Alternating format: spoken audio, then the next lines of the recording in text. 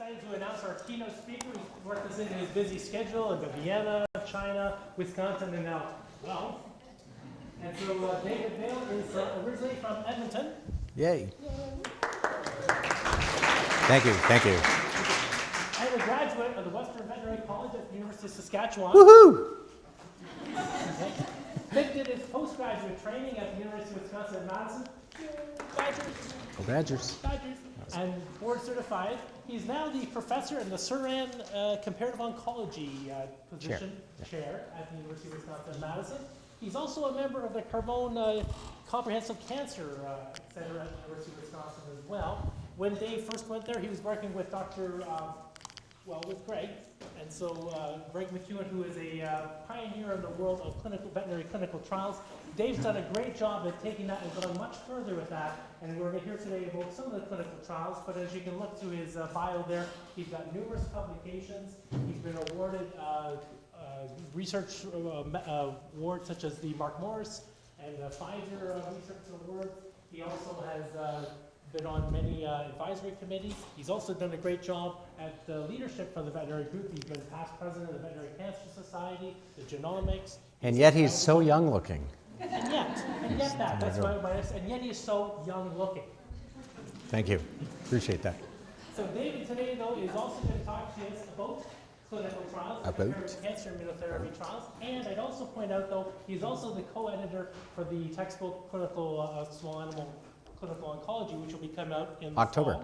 In October, shameless plug. 6th edition. And when he's not doing all that, he's also royalties. a grandfather to 5 kids. 5 grandsons, a hockey team.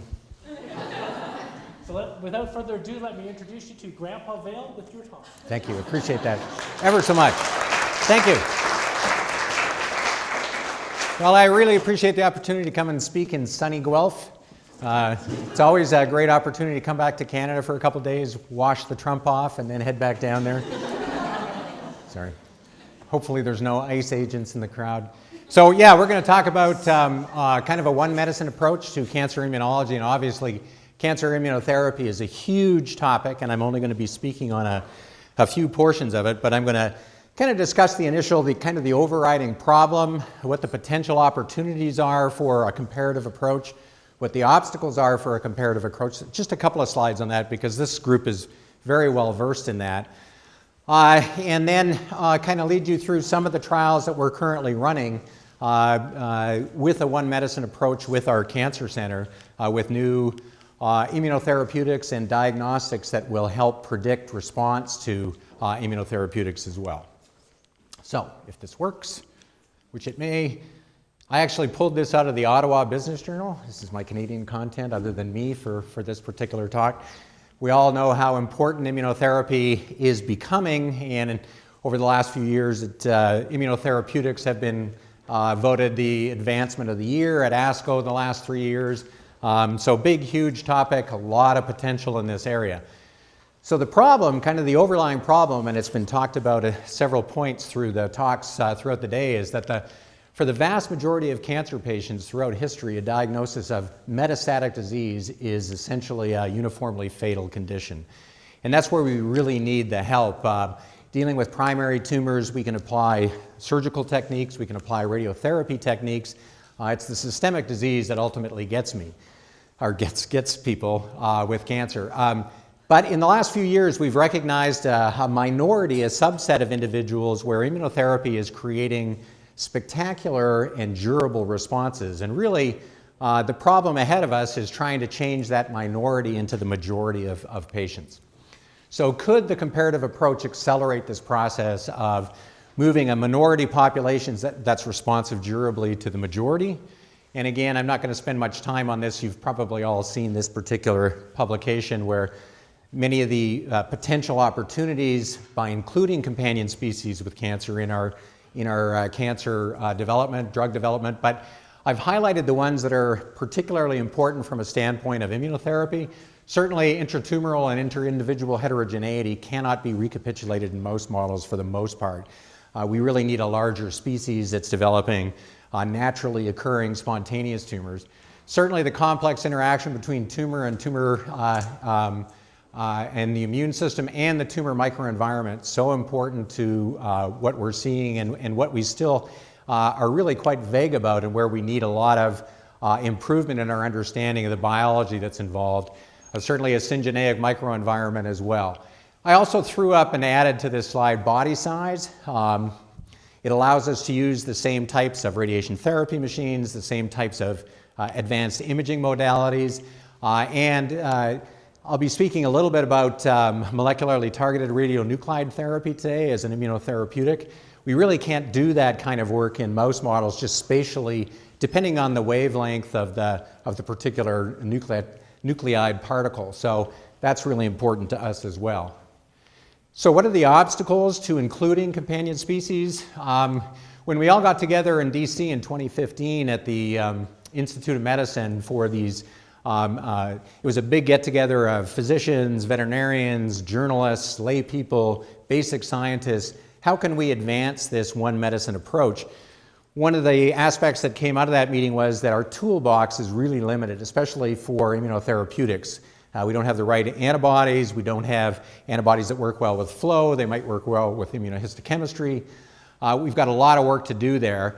And our infrastructure, our sharing infrastructure, there's several silos across the North America that are working in little individual focused areas that just aren't communicating. So out of that came a number of helpful infrastructure changes, and these are some of them.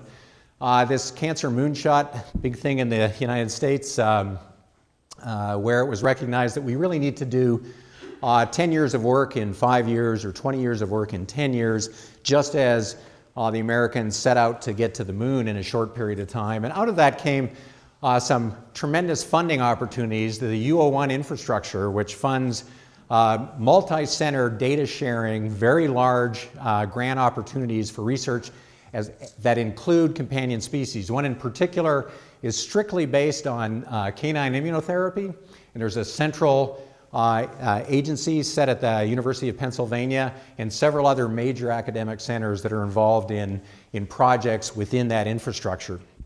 And this is all data shared. We have a U01 that is involved in radioimmunotherapy, and that's what I'm going to spend a fair bit of time talking about today. But we all get together monthly for teleconferences. We share information.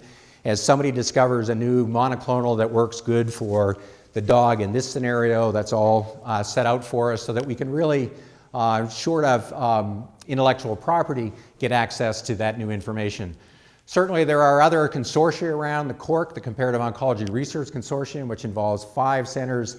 There are academic centers that also have a National Cancer Institute recognized comprehensive cancer center associated with them, and a veterinary school. And in order to apply for those grants, which the fiduciary body for that is the V Foundation. I don't know if you know what the V Foundation is. It's a huge private foundation started by ESPN that will fund these trials. There has to be a PI from the veterinary school and a PI from the Comprehensive Cancer Center in order to apply for these grants. And then some of us were in this room, were at the Kids and Canines meeting. That's another 503c foundation that funds this type of research as well. So we're getting there. Our infrastructure is much better, and we're kind of coming out of our silos and getting together.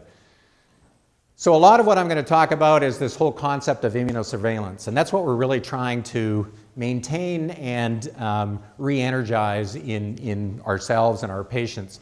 And that's certainly the ability of the immune system to identify abnormal cells, cancer cells, and clear them before they develop into full-blown cancers.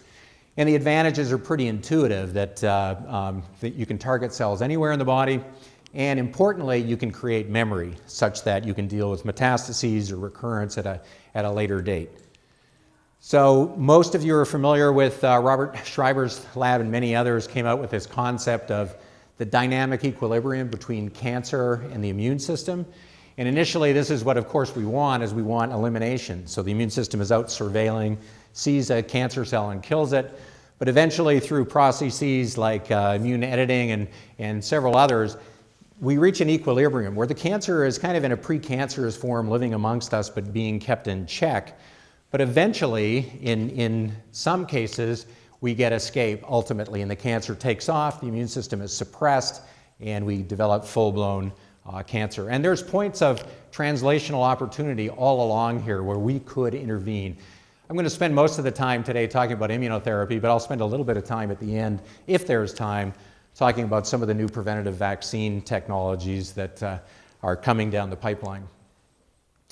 And unfortunately, this idea of immunosurveillance, as we age, this process of immunosenescence kicks in, where our immune system essentially gets old and tired like we do, like grandpas, like me do. And not only are we more prone to developing infections, but we have reduced capabilities for immunosurveillance, and eventually we have escape from our cancer cells and ultimately develop full-blown cancers. So we want to try and reverse this process and reverse the immunosenescence as well if we can. So those are the problems, the opportunities and obstacles, and how we're trying to overcome those with infrastructure.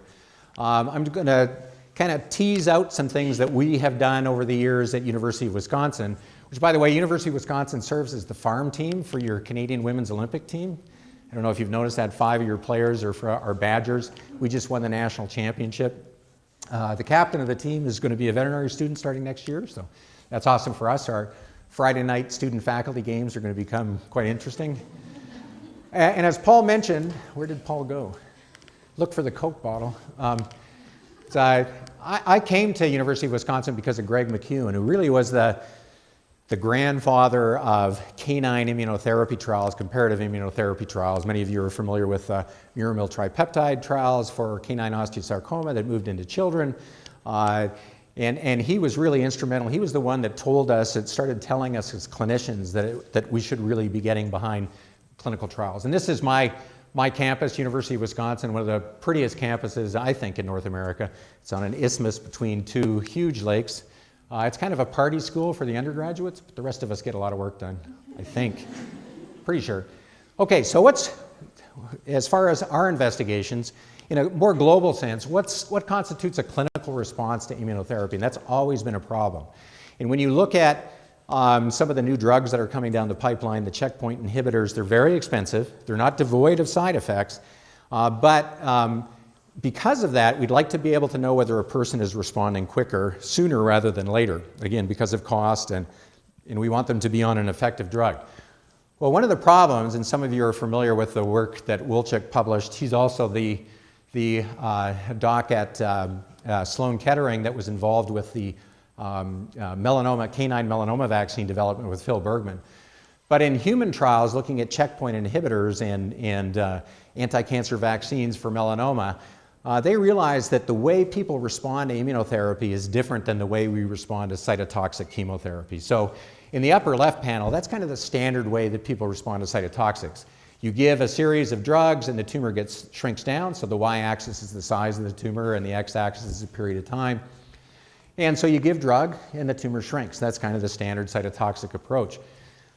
However, people that are on immunotherapy can go through, a significant percentage can go through what's called pseudoprogression, that is that their tumors get bigger before they get smaller. And a lot of those patients are being thrown out of trial when they're actually on an effective drug because they're deemed to be failing if we use the old RECIST, the response criteria for solid tumors based on size. Also, with immunotherapy, the responses tend to be delayed, right? It takes a while we turn on the innate immune system, and then the adaptive system takes some time before we get a true specific immune response.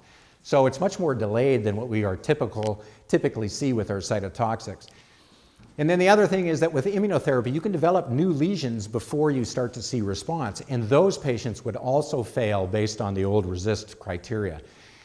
In this patients that are on immunotherapy that develop new nodules, they pull them out and histologically assess them. There's actually, the tumor is not getting bigger because the tumor is proliferating. The tumor is actually necrotic, and it's all inflammatory component effector cells of the immune system. So we need to be able to recognize that early so we know who's responding, who's having pseudoprogression, and who's failing the drug and move them on to something else.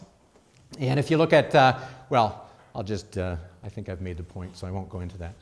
So one of the things that we've been working with our medical imaging and medical physics group is a way of using advanced imaging to determine early, and I'm talking within a week, who is responding to an immunotherapeutic and who isn't. And this brings us to the topic of radiomics, which is the use of relatively standard. It's certainly standard in physician-based oncology and a little bit exotic in veterinary-based oncology, CT, MRI, PET-CT. And taking textures, creating hundreds of thousands of pieces of data from that imaging, and then creating algorithms with bioinformatics to determine certain or answer certain questions about that particular patient. Now, just a really simplistic model is something that we've done at University of Wisconsin, where we took 172 CT images. So this is standard CT imaging.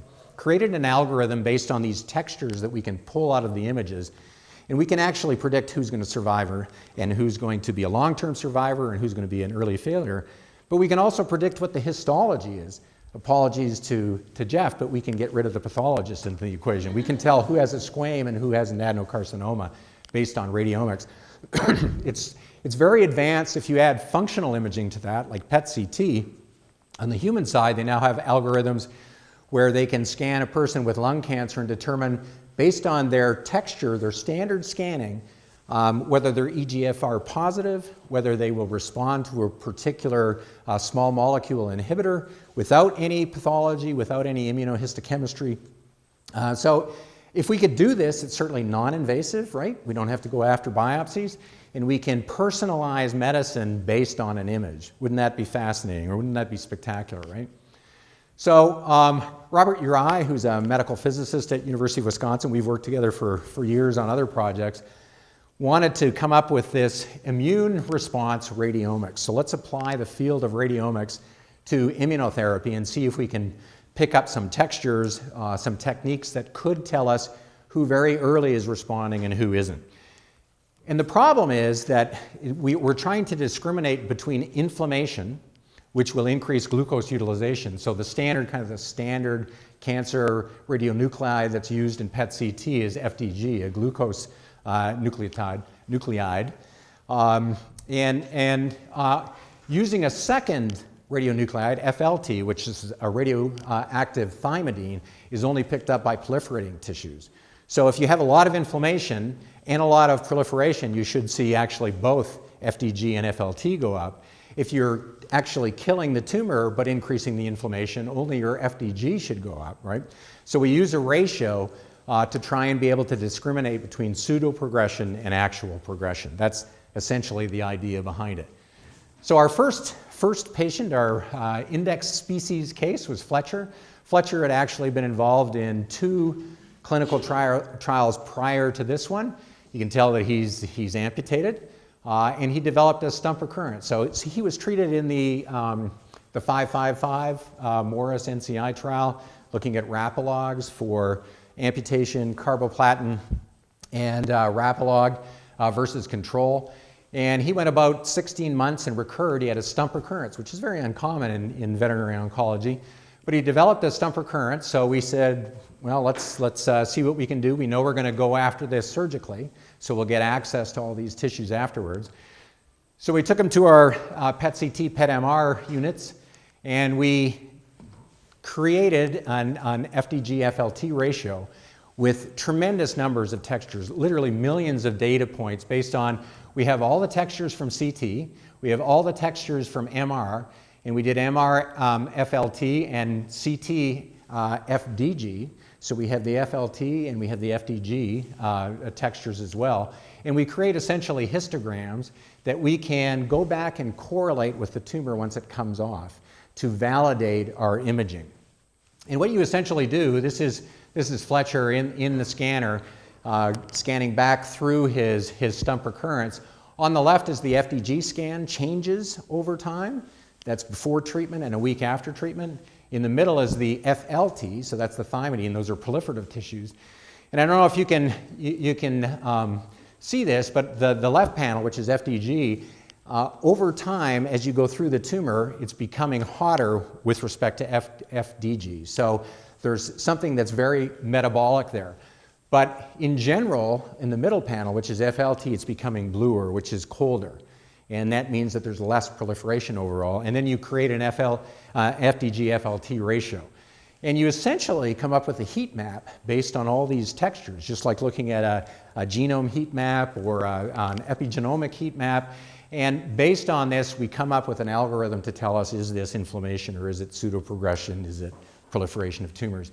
And again, we have the advantage that we can validate with the entire tumor. So we can certainly do that with any tumors that we're going to subsequently remove. Otherwise, you have to take serial biopsies. And we can correlate this as we did with changes in infiltrating lymphocyte populations, circulating lymphocyte populations, gene expression of those lymphocyte populations as well. So hopefully some of these algorithms will get so sophisticated that we'll be able to tell if they're having an immune response and in what way are they having an immune response. Case number 2 of this immunoradiomics. This is Dino. Dino had a metastatic melanoma into the prescap lymph node. We scanned him before and after, 7 days after intratumoral immunocytokine, and I'll talk about that particular trial in a second. But just suffice it to say that we're trying to stimulate an immune response in that tumor. And if you look at his baseline on the left and his 1 week post-treatment on the right, FDG on the top and FLT on the bottom, you can see that this particular dog, Dino, is having a phenomenal anti-proliferative response within a week as picked up by functional PET CT imaging. And so that's great. We know that we're causing anti-proliferative effect in the tumor, but we're having a proliferative and a metabolic effect in his regional lymph node. So Dino is the stereotypical, this is a positive immune response. So obviously this is early, and all of our subsequent trials, which I'm going to talk about in a second, are going to be using this radiomics approach for a validation of the process. Okay, so that's problem number 1. Problem number 2 is, of course, that tumors are really, really smart and are really, really hard to treat because they start to escape the immune system. And the mechanisms that they do that, I don't have to tell this group that there are multiple. The ones that are getting all the press right now, of course, are the checkpoint inhibitors. And at least in the US, I can't watch the national news. Well, I can't watch the national news anymore anyway. But you can't watch the national news without seeing direct-to-consumer marketing of the checkpoint inhibitors, the Keytrudas, et cetera, anti-PD-1 monoclonals, anti-CTLA-4 monoclonals. And we have those. There's a canonized anti-PD-1 coming down the pipeline that we were involved in a national trial that finished last year that's undergoing regulatory approval right now. So that'll be awesome for us, and we can start applying that to our immunotherapy trials as well. But we really need to worry about this tumor escape from the immune system. So we can create all the effector T cells we want that are all very specific for the tumor. They get into the tumor microenvironment and they get shut down. The tumor is really good at, by itself and also by educating the tumor microenvironment, to put the brakes on to the immune system. So ways to get around that. I'm going to use primarily examples of a combination of radiation therapy and immunotherapy to illustrate how we as an institution are pushing the envelope on this one medicine approach. Many of you know Lisa Forrest. She's headed up our radiation therapy department for quite some time, our tomotherapy unit. And what we're after, obviously, in the end, what everybody's after is this curative potential, the interface between radiation therapy and immunotherapy. Can we bring those two modalities together to get enhanced, durable responses? And the two have really worked in separate silos for the last century. But they've been occurring in parallel in similar ways. That is that radiation therapy and immunotherapy started at the turn of the century. They were applied in the clinical setting starting in the 50s really and moving forward, but in a very unfocused way. For example, as far as immunotherapy is concerned, it was all just non-specifically stimulating the innate immune system. But now we're getting into more specific adaptive immune system technologies as far as our immunotherapy. And the same holds true on the side of radiation therapy. Much more specific, conformally avoiding types of radiation therapy that are hopefully used together be quite beneficial. So I'm going to talk a fair bit about this in situ vaccination effect. That is that it has been shown, and we are showing that now in our clinical trials, that we can turn a patient's own tumor into a vaccine against the cancer by manipulating with various immunotherapeutics like checkpoint inhibitors, immunocytokines, cytokines, monoclonal antibodies, and radiation therapy to create that environment where we will actually create a therapeutic vaccine situation that will hopefully help the majority of patients rather than the minority. Not that we want to get rid of the surgeons. We'll still need you eventually, right, to clean up what's left behind, the necrotic husk of what's left behind after we're done. All right, so how does radiation therapy overcome the mechanisms of tumor escape? By several ways. And it's a timed event. That is, that if you look on the left here, I put seconds, hours, days, and weeks as post the radiation therapy event. Initially, we have things that happen very quickly, like depletion of lymphocytes within the radiated field. And that's both types of the good guys and the bad guys. So the Tregs, the suppressor cells, the myeloid-derived suppressor cells, et cetera. And we also get rid of the effectors, the CD8s, the ones that we want to be there, right? But very quickly after that, the tumor cells themselves and the tumor microenvironment start to change the release and the type of cytokines that are released that will eventually bring back the effectors. And that happens very quickly. That happens within hours and days. And we also alter the tumor itself to express new antigens, to express more levels of MHC, for example. So there are various mechanisms, much more complicated than we have time for today, where we change the phenotype of the tumor cell to become more immunogenic. And then the tumor cells, of course, die, and we create DAMPs, or death-associated molecular patterns, which are also recognized by the immune system and get fired up. And ultimately, we hope that we create dendritic cell maturation, antigen cross-presentation, and this is important and it has been documented, diversification of the T cell response. So if there were, say, neoantigens within that tumor or tumor-associated antigens within that tumor, and there wasn't a T cell subset targeting that, after radiation therapy there may be, and I'll show you some data for that.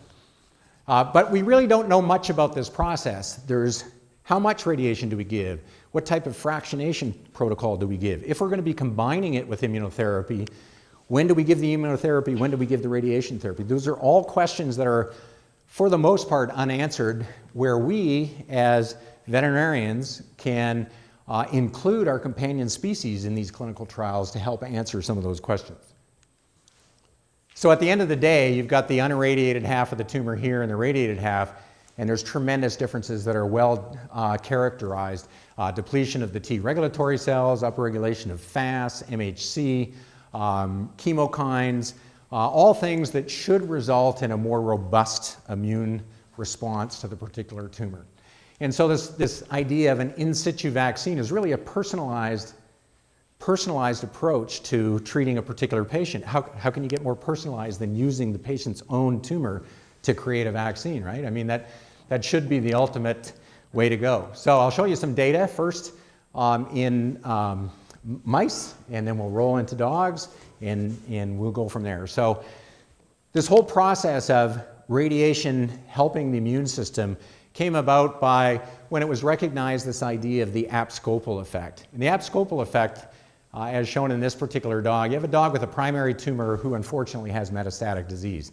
If you irradiate the primary tumor, which is what we often do, and say they could be micrometastatic disease or macro disease, this is the typical response. 99% of the patient population will have a nice response at the primary that you include in the radiation field, and unfortunately the metastatic disease continues to grow away merrily. But in less than 1% of patient populations, we notice that if we irradiate the primary site, the metastatic tumors get smaller as well.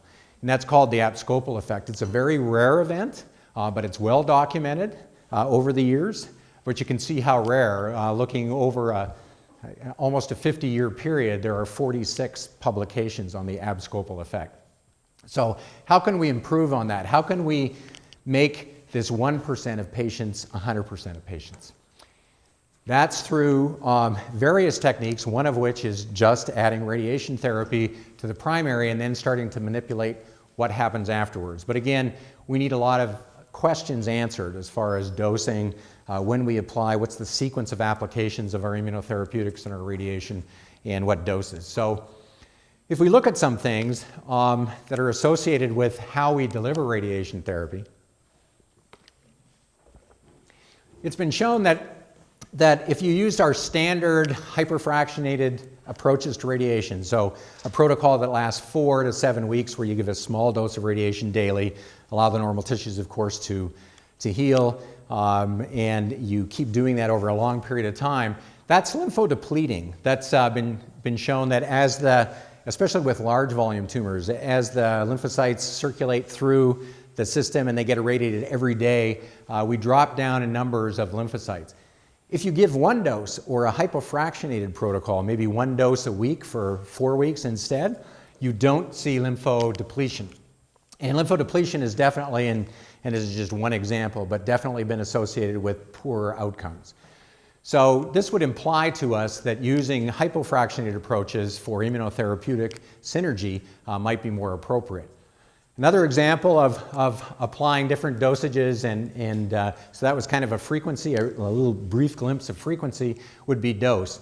We know when we irradiate tumors or cell lines, whatever, with radiation therapy, we create micronuclei, and that's actually what's been used since the 80s for dosimetry. You count the number of micronuclei, and so this is a documentation of what dose you're delivering. But this is dose responsive. The micronuclei go on to produce double-stranded DNA in the cytosol, and it shouldn't be there, right? Unless you have a virus, a viral infection, and that stimulates this viral response pathway, illustrated here on the right, usually through the STING pathway, but there are others where we change, if you have double-stranded DNA in the cytosol, STING is upregulated, and you get an interferon type 1 approach. So interferon gamma, for example, which makes the tumor cells more sensitive to the immune system, stimulates the immune system. But it's dose dependent. If you get above 12 gray as a single fraction, you start to drop off on the level of cytoplasmic double-stranded DNA, and that's due to the T-Rex exonuclease system. It will kick in and start chopping these up, and then we lose, it abrogates our effect, and so we get less of a viral response pathway. So again, that's another example of how do we deliver? How much radiation is right? Do we reach a critical point? And those are all questions that we can take from the lab and bridge that data in our companion species to answer some questions. I've already talked about T-cell repertoire gets increased, so I'm not going to spend any time on that per se. The other, and this is kind of the classic thing that has come out, and this is where radiation has a lot of tremendous potential, is taking immunologically cold tumors and turning them into immunologically hot tumors. That is, that by irradiating them, we can make them responsive to immune therapy. Classic example is some of the earlier checkpoint inhibitor trials. In this case, patients that are given chemotherapy are in blue. These are melanoma patients, and patients that are given checkpoint inhibitors in orange. And those with cold tumors all die. And what I define as cold is they have a low mutational burden, and it's been shown that the fewer number of mutations you have, the fewer number of potential neoantigens you have, so the fewer potential for the immune system to recognize something abnormal. They often have low MHC expression and many suppressive immune cells in their tumors when we look at this population. Versus the hot population, these are tumors that have high mutational load, lots of neoantigens around, good MHC expression, and few suppressor cells. And it's been shown, and we're currently working in this area of if you take a cold tumor and irradiate it, in many cases you can make that tumor hot. And this was first actually thought of as an event, this mutational burden issue, because the people with lung cancer that respond the best to the checkpoint inhibitors are smokers. And that's because they have huge mutational burden in their tumors because of years of smoking. So that was one of the things that first led them to look at this particular phenomenon. Okay, so we're going to use radiation therapy in our clinical trials, and we're going to consider adding, because nothing alone is going to, and we already know if all we do is radiotherapy, we're only helping a small subset of particular patients. So other avenues we have are certainly monoclonal antibodies, and again, I probably don't have to tell this group how monoclonal antibodies work, primarily through ADCC and complement-dependent cytotoxicity as well, where we get engagement. You can have cytotoxic T cells, NK cells coming in and essentially destroying the tumor cells. So we can do better than that, though. We do have some monoclonal antibodies, certainly on the human side, and we're getting more caninized monoclonal antibodies on the canine side that will be more effective and repeatably usable. So we've been working actually for several years with a group at University of Wisconsin with an immunocytokine, which is a fusion protein that fuses a particular monoclonal antibody that recognizes a tumor-associated antigen with interleukin-2. It cuts down the systemic toxicity of interleukin-2 because it specifically targets it to whatever your target is. And in this case, we're using a target which is GD2, a ganglioside that is often expressed in melanoma, both in humans and in dogs, soft tissue sarcomas, and osteosarcoma. And so in this case, not only do you get what you would traditionally expect to see from a monoclonal antibody, but you also get the enhanced IL-2 effect that's local in the tumor microenvironment. So a group that we've been working with, Zach Morris at the Carbone, he's a radiation oncologist, looking at if you take a mouse and you inject it with a GD2 positive tumor, in this case B78 melanoma, and you irradiate it, and then plus or minus give that immunocytokine intratumorally. So you're giving this immunocytokine into the tumor. You can give it systemically as well, but for some of the problems that were brought up by Jim's group, some of these intratumoral pressure issues, for example. Intratumoral, actually, we get some really nice responses. And if you look at patients, these are rodents, that are given intratumoral immunoglobulin alone, not the fusion protein, but just anti-GD2, versus those that get radiation alone, versus those that get the immunocytokine alone, versus those that get the combination. We're getting about 70% disease-free. Now, of course, it's a rodent, and you give me a rodent with a tumor, I can cure it with just about anything, right? Interestingly, if you wait 3 months and you take this cured population and then you go ahead and challenge them with their tumor, there's memory there. They don't engraft with the tumor.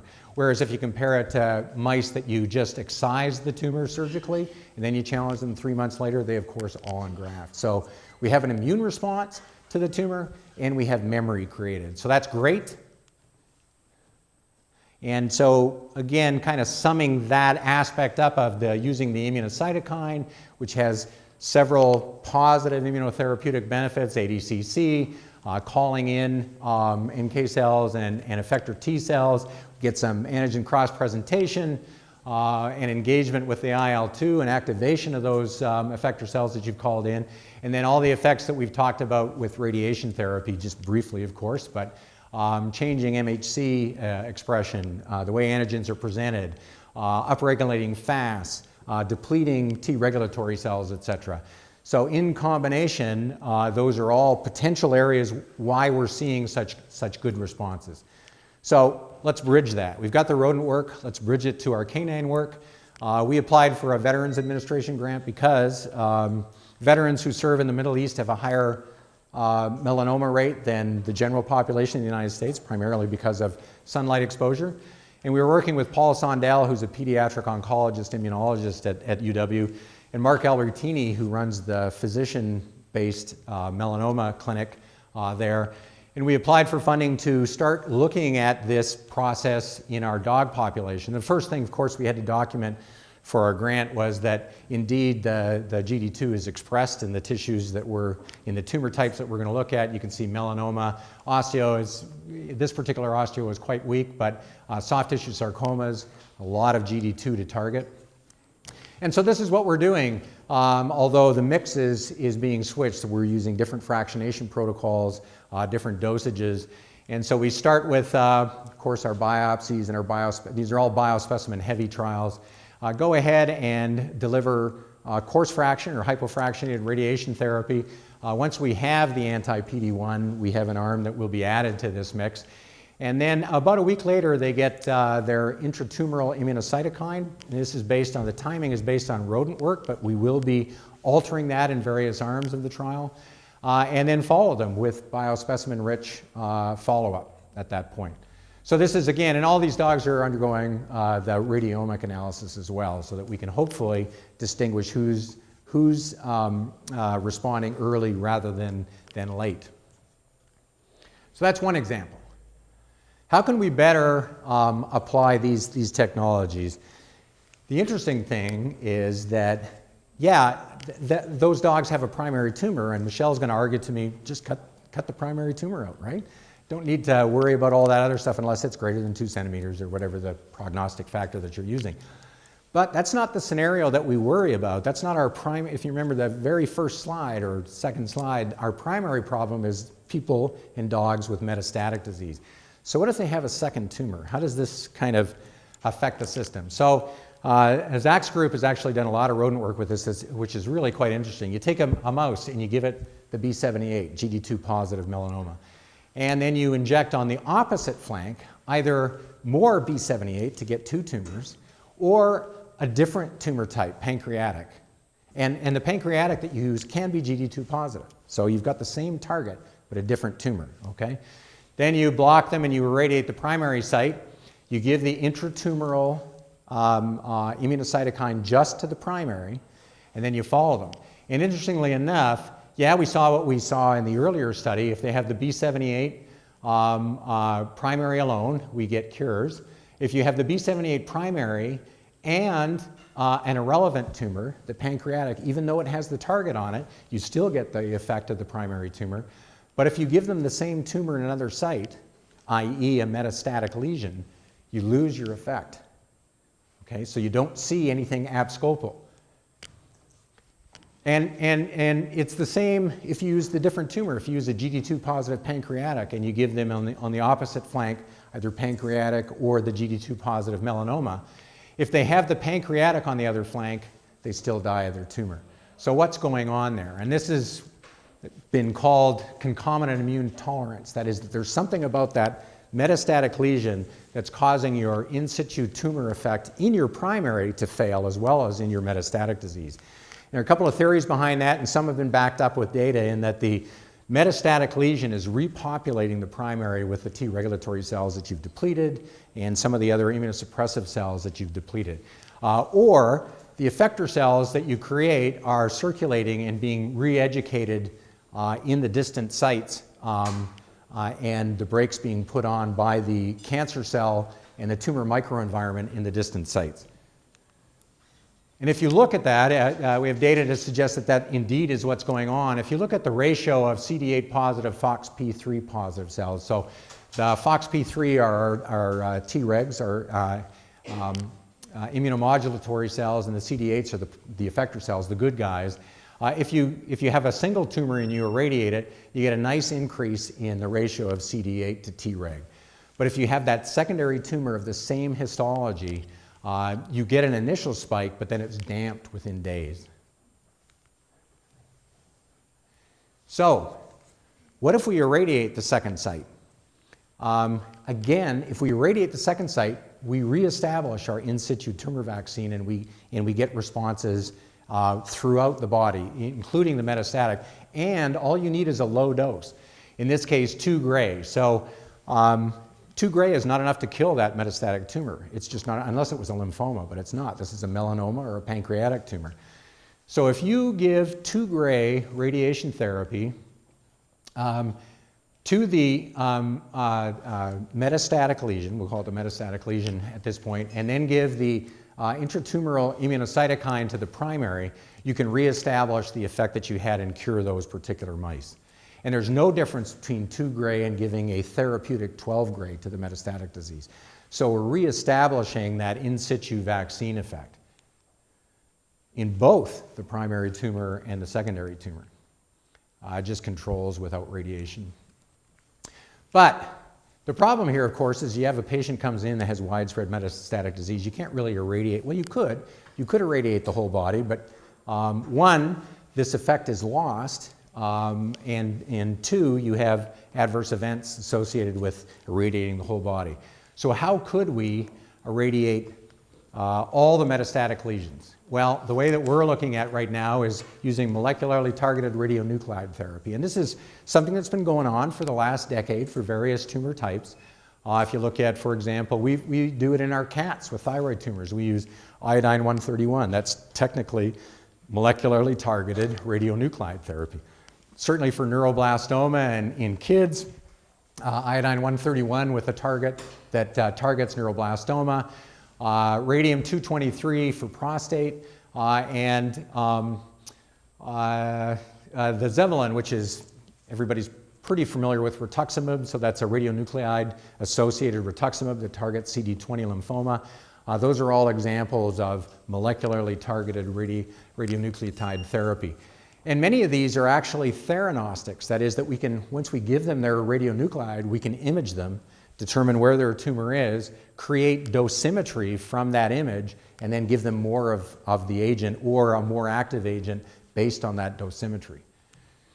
So a couple of individuals at University of Wisconsin, Jamie Weichert, who has a rollout company from UW Arceus, they've developed a alkyl phosphocholine that specifically targets tumor cells, in that tumor cells have abnormal cell membranes with lipid rafts.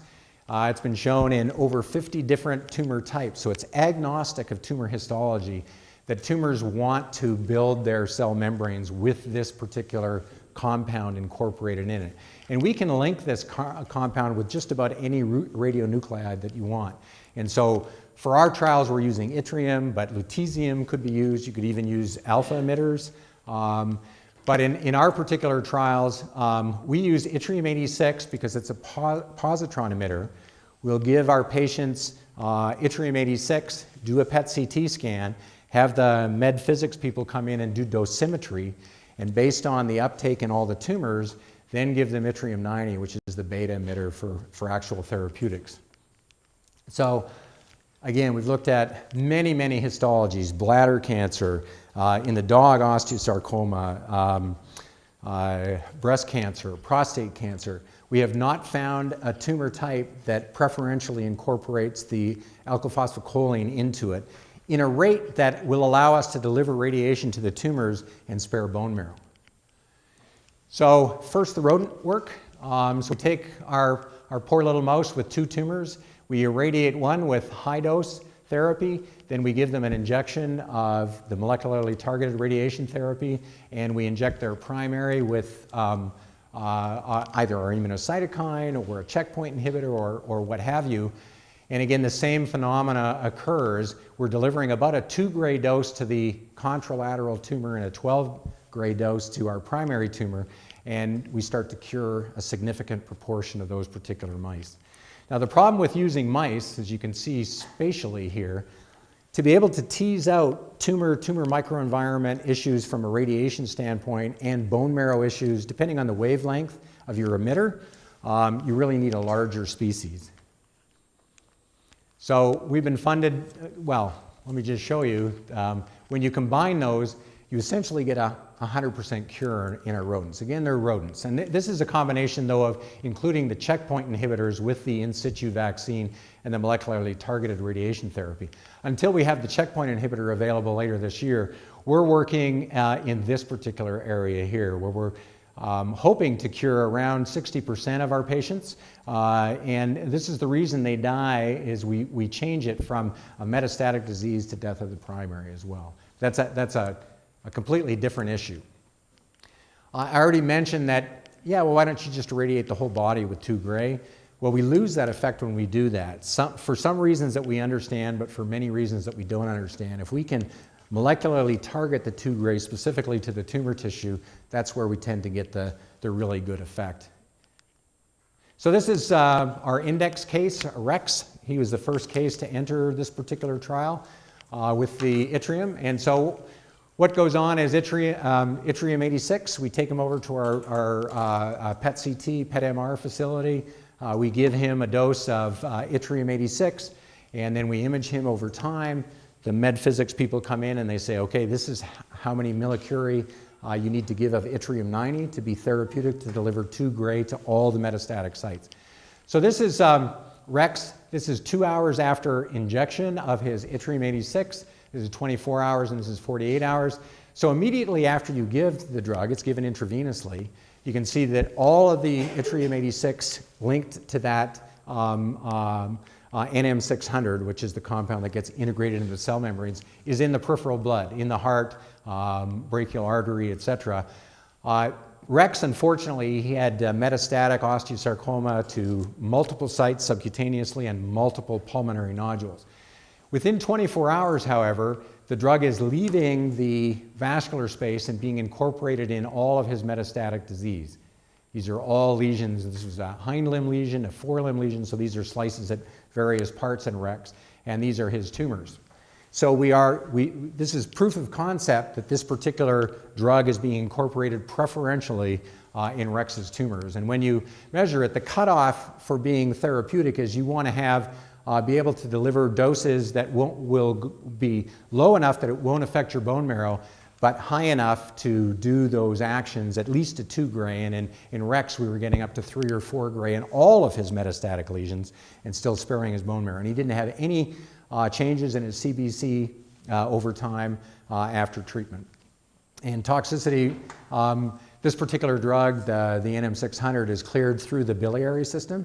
That's another advantage of it, actually. It isn't cleared by the urine, so this particular drug could be a theranostic for bladder cancer because we don't have to worry about a signal from the agent. So this is the trial that we have going. We're similar scenario, biospecimen rich. They go ahead and they get their yttrium 86, they get their dosimetry, then they get their yttrium 90, and then a few days later we start injecting the intratumoral immunocytokine. Of course, again, timing, fractionation protocols, this is going to be a big learning process over the next 5 years to hopefully tease out and determine which fraction size, what the timing of the immunocytokine to the radiation should be, et cetera. But this is a true theranostic. Yttrium 86 can be used to stage these animals completely, and of course for dosimetry, and then yttrium 90 to have the therapeutic effect as well. Oh, and of course these patients are getting coarse fraction RT as well to their primary site, high dose to their primary site, as Rex did as well. So there's plenty of opportunities for basic and translational and clinical research in this area of radioimmunology. Just recently, just within the last 9 years really, if you look at the publication record of combining radiation with immunotherapy, this is all brand new. Lots of opportunity to come in. I'm just going to finish up. I've got about 6 minutes left here. We've been talking in this area here, immunotherapy. What about preventing cancer? Is that something that we could do? I mean, we talk about preventative vaccines like polio and distemper in the canine world. We can give it as puppies and never see that particular disease. Could we do the same with cancer? And that's something that certainly has been looked at for many, many years. And there are some prophylactic anti-cancer vaccines that are being investigated in people. We just started a trial based on technology that came out of Arizona State. Stephen Johnson heads up the Institute for Medical Advancement at Arizona State, and he's a big vaccinology guy. He's been around for several years doing vaccine work, primarily for infectious disease, of course. But over the last 5 years or so, we in Colorado State and UC Davis have been sending them serum samples and tumor samples from our cancer patients. And he's really been thinking outside of the box. This is a complete paradigm shift of, he feels that we've been looking under the wrong lamppost, looking at mutations in DNA, rather than looking at mutations that occur when RNA is translated into peptides and proteins, coming up with these frame shift mutations. And looking at all the samples that we sent, and he's also looked at the same thing in people and in rodents, finds a series of, in our vaccine, it's about 36 frame shift mutations, missplicing mutations, peptides that occur from that translational event that are conserved in cancer cells but not conserved in normal cells. So again, it's something that's relatively unique to the cancer cell, but the other thing is it's agnostic of tumor histology. So you can look for these frame shift mutations in women with breast cancer, men with prostate cancer, dogs with osteosarcoma, dogs with hemangiosarcoma, non-Hodgkin's lymphoma, histiocytic sarcoma, transitional cell carcinoma. We have looked at virtually everything that you can imagine. And based on this, we applied for the Department of Defense has something called high risk, high reward, which is, it's unlikely to work, but if it works, spectacular game changer. I mean, this is preventative medicine that is an inexpensive vaccine. It's not personalized, inexpensive, that could be applied globally in developing countries and third world countries, et cetera. So, and for example, there's a lot of critics. I mean, this is more likely not to work than work, right? It's outside, it's way outside the box. There was an editorial in Scientific American last summer, and the CEO of Cancer Centers of America said, there's no way this is going to work but somebody has to do this trial because even if there's a 1% chance of this working, this could be a game changer. So this is actually the largest interventional trial in the history of veterinary medicine. There's us, CSU, and UC Davis. We're entering 800 cases over 5 years. They come in, they get ultrasounds, chest x-rays, blood work. If they're deemed quote-unquote cancer-free, they have to be between the ages of 6 and 10. Then they're randomized to receive either the vaccine with the 36 frame-shift proteins, peptides actually, or placebo, and then they're followed for 5 years. And they're vaccinated 4 times in a period of 8 weeks, and then every 6 months thereafter, and then yearly thereafter. And the endpoint is incidence of any cancer. And so even if you're in the placebo group, it's fully funded. You get 5 years of the best medicine, well, we feel the best medicine that a patient can. And if they develop a lump or bump, there's $2,000 towards diagnosis and potential therapy. So even if you're in the placebo group, we started enrolling in this. In 6 weeks, we had our 350 cases all in the queue, ready to go. So, and 4 weeks ago, some of you might remember Kara. She's our current clinical research intern. She's going to be one of our new residents coming in this year. This is the index case nationally. This made our state newspaper, made CNN, not this guy. I tried to keep this guy out of the picture because it's pretty rough. I really don't have time to go into the mechanics of it, but there are publications that you can look at. And the patients come in and they're vaccinated. We're using both a DNA vaccine and a peptide vaccine. So they get 2 DNA vaccines first, followed by 2 peptide-based vaccines. And then again, they're followed for 5 years. Couldn't do it without our patients. This was actually created by the lovely people at the Comparative Oncology Trials Consortium, which is the NCI group that coordinates all these veterinary clinical trials for cancer. And these are all of our patients. And somewhere in here, I know Fletcher's here, but I can never find it when I'm actually at that. But this was the rapamycin trial. These are all the dogs in the rapamycin trial.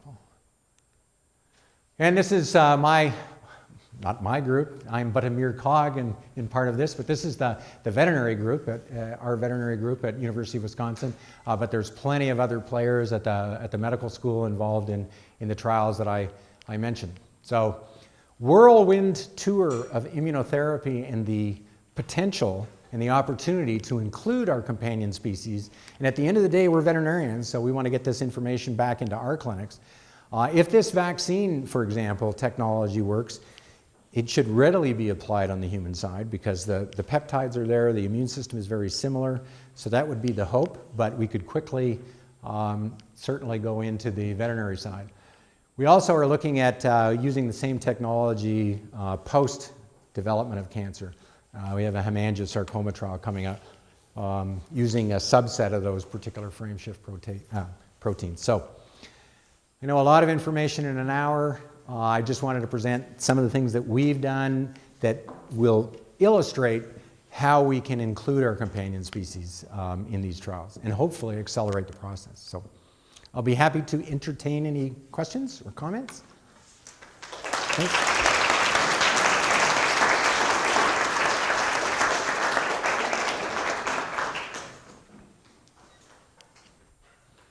Yeah, Jim. It's great talk. It's really exciting work. One of the things that interests me is the latency of metastatic disease. So you have the primary tumor, you have the initial onslaught of metastatic disease, but then following initial treatments, you can have dormancy for a long period of time. You can have senescent cells or quiescent cells. So how do you keep the pressure on, for that unforeseeable future? Yeah, I mean, the hope is that if you're using an immunotherapeutic that obviously deals with the primary, that you create memory and that you can also continue that memory going in an effective fashion throughout so that you don't have immunosenescence and depletion of those particular T-cell subtypes, et cetera. I mean, that's a $1 million question. You know, melanoma is a classic example. You can be cured of melanoma and 20 years later it crops up. We have the potential in veterinary oncology to be really helpful because we have tumors that are, that show up without overt metastatic disease. We can deal with the primary, and down the road, we have massive metastatic disease. So this whole idea of how do we apply immunotherapy in the minimal residual disease state and keep it recognized? The idea behind that vaccine against canine cancer study is to create the wanted posters, get them out there. We're using some of the new adjuvants that are in human clinical trials and maintain that and sustain that so that we create enough memory and enough robust memory. Now, obviously, none of these are going to work in a vacuum. Perhaps somebody will develop tumor down the road after a vaccination, and just the simple addition of a checkpoint inhibitor, all of a sudden their memory response will kick back in. I mean, we certainly saw that in some of the rodent models, that we can rescue a lot of some of the immunotherapeutics that we put on the shelf because they're just not helping enough people. We can start dragging those back off the shelf once we have, checkpoint inhibitors and some of these other technologies. So, I mean, it's extremely complex areas,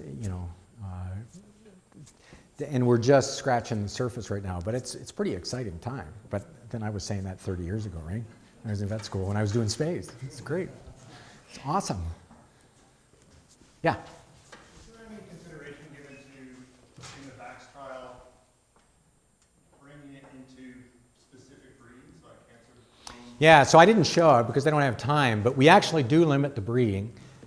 Mixed breeds are fine, and there's about 40 other breeds that are allowable. We cut off the low incidence breeds because we want more robust data. So we want dogs that are more likely to develop tumor. So there are inclusion criteria that are based on breed. So we've got, as you can imagine, we have clients out there whose pit bulls are becoming this or that or whatever. Pit bulls are eligible, by the way. We don't discriminate. We don't see breed in my clinic. Yeah.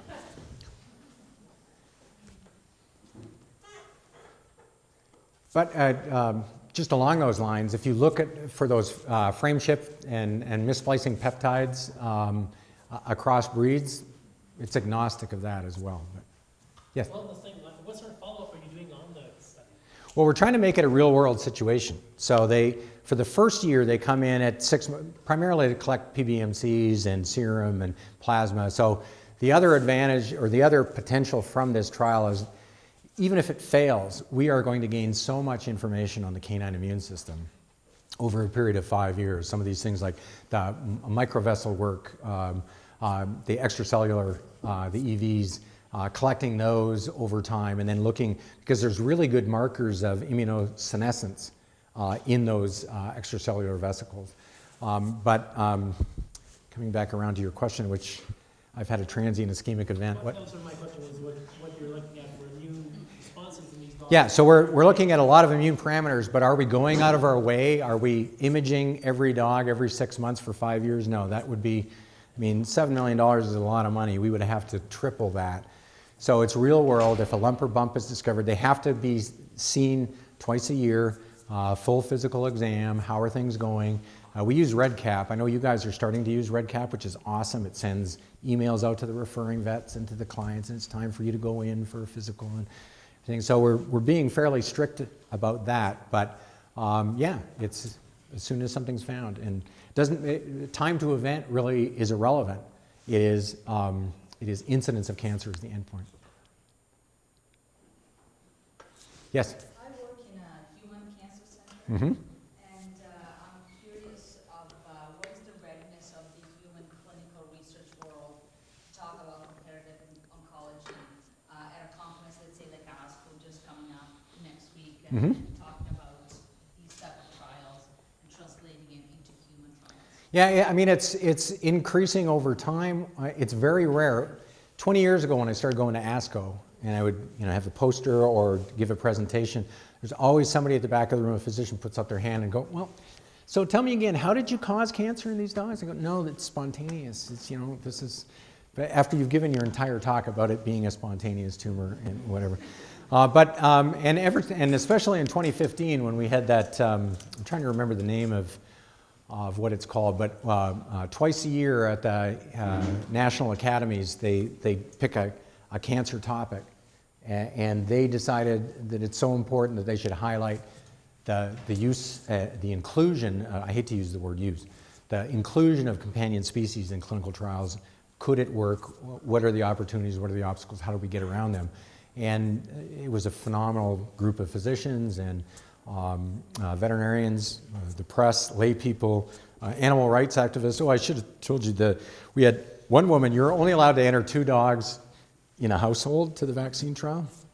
And we had a client come in last week with her 2 dogs, and she, we spent a lot of time on the phone explaining what's involved in the trial, but even so, she came in, and when she found out that we were giving 4 vaccines in 8 weeks, and then 1 at 6 months, and then every year thereafter, she goes, I'm an anti-vaxxer, that's too much heavy metals, and she wouldn't go into trial.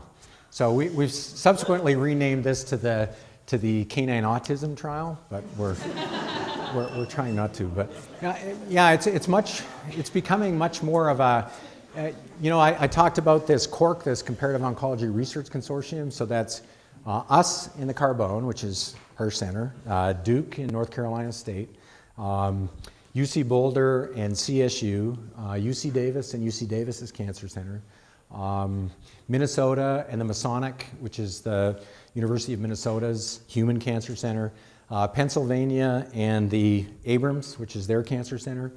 So these are all groups of, and again, we're literally forcing people to work together by saying you can't apply for this money unless you have a PI, a co-PI from the veterinary school and a co-PI from the cancer center. And the V Foundation, this is a huge group. Every year they have a fundraiser on ESPN. If you watch ESPN for a whole week, that's all they talk about. We were featured, and we're going to be featured in next year's. They've already raised, we had our first RFA for bladder cancer. And these are very large grants. They're very interested in the idea, the comparative approach. They've really bought in. Generally, the easy part is getting the individuals to realize it, the cancer patients and the families of the cancer patients to realize what the potential is. But yeah, we've come a long ways from. My pleasure. I like coming to the lesser veterinary school. Oh, I'm sorry. I didn't mean that. That's not true. Yeah. I'm wondering if there is a stance that you know of regarding combination chemotherapy and immunotherapy, and whether chemotherapy and immunosuppression can hinder the success. Yeah, an excellent question. It's something that, for years we always said our chemotherapeutics are immunosuppressive. They're not. They're myelosuppressive. They can be immunosuppressive, depending on how you give them. They're myelosuppressive, certainly. But in many cases, they're actually immunostimulatory. Doxorubicin, for example, at pulse dose, doxorubicin is an immunostimulant. We've shown that in dogs with bronchoalveolar lavages in dogs with osteosarcoma that we were giving toll receptor agonists and doxorubicin that we didn't reverse. We actually got more stimulation of our alveolar macrophages with chemo. But there's so many questions to be answered about timing and dosing that we're early in that process. We're getting some hits where, the checkpoint inhibitors where 20% of people with stage 4 lung, stage 4 melanoma are having durable responses that are spectacular. But there's that 80% that we need to turn their cold tumors hot. And so that's what everybody is scrambling to try and do. The other problem with one of the reasons why radiation therapy really hasn't been brought into the mix with a lot of funding and a lot of publications is it's not patentable. You can't patent photons, right? So if there's no drug for a drug company to say, I want to do this, but in combination with some of the other drugs, yeah. But that's where the National Cancer Institute and the Moonshot, they're really putting a lot of emphasis on the inclusion of companion species to try and accelerate this whole process. So. All right, cool. Thank you.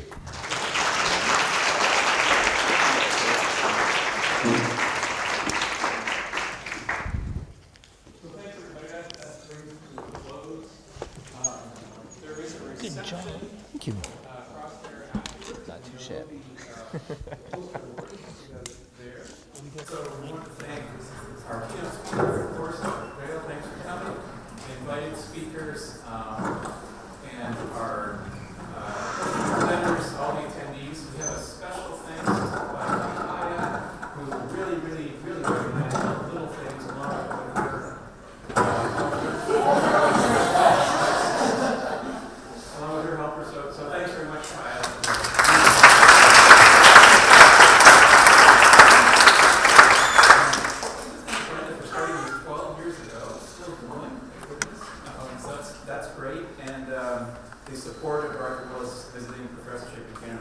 shortly. I think you'll see Dean's office.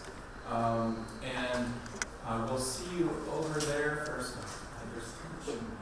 Just a reminder to everyone, if you can please do the online evaluation. Has anyone not used the QR code? So all you have to do is just pull up your camera on your phone, zoom in to this code, and it will automatically kick you over to a QR link.